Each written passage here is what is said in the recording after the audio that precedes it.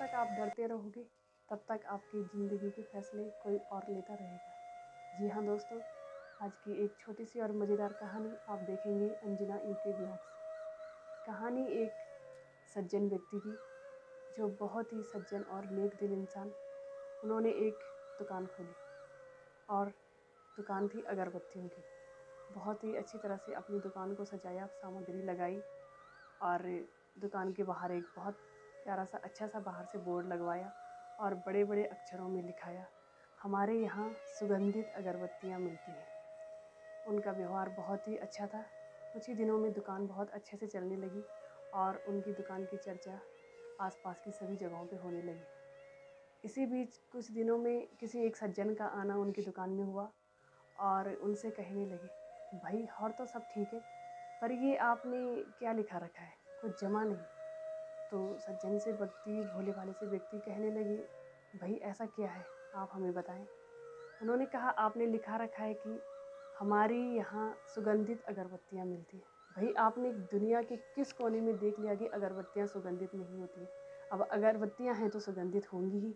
आप ऐसा कीजिए कि सुगंधित हटा दीजिए। तो उनको भी लगा कि हाँ यार, बात तो सही है। उन्होंने पेंटर को बुलाया और बोर्ड से सुगंधित हटा दिया। अब दुकान में रह गया, हमारे यहाँ अगरबत्तियाँ मिलती हैं। कुछ दिनों के बीत जाने पर किसी एक और व्यक्ति का आना उनकी दुकान में हुआ।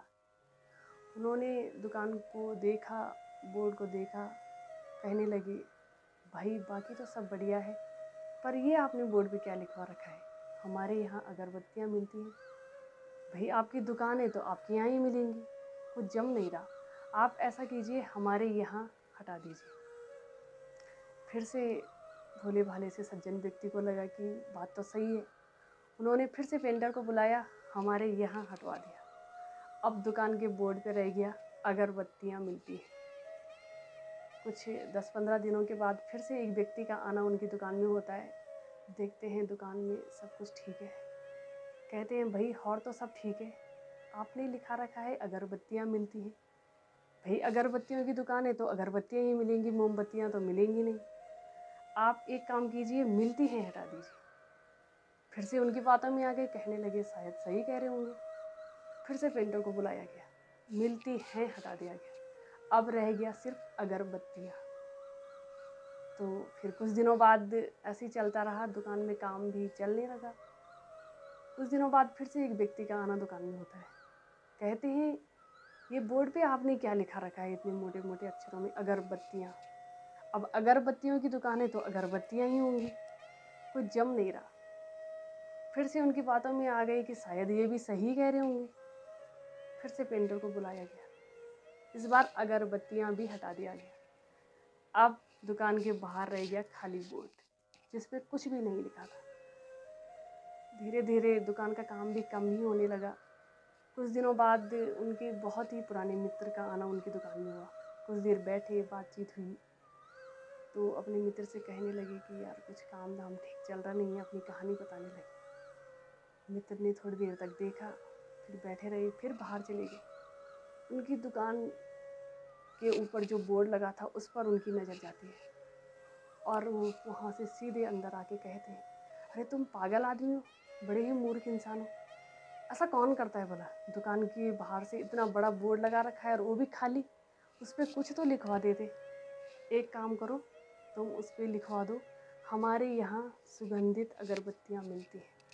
फिर देखो तुम कैसा काम चलता है। अपने मित्र के मुंह से ऐसी बातें सुन के सब समझ में आ गया। उनका दिमाग ठनक गया। सोचने लगे कि मैंने तो सबकी राय सुनी, सबकी बात मानता गया और सबकी बात सुनने के चक्कर में मैंने तो अपना ही नुकसान करा दिया। अगर मैं सही से अपना काम करता रहता जो मैं कर रहा था तो मेरा काम बढ़िया चल रहा था। तो यही छोटा सा इस कहानी का कि हम जब तक सबकी बात सुनते रहेंगे तब तक हमारी ज़िंदगी के फैसले कोई और लेता रहेगा और हम उस दुकान की बोर्ड की तरह हमारा जीवन खाली हो जाए।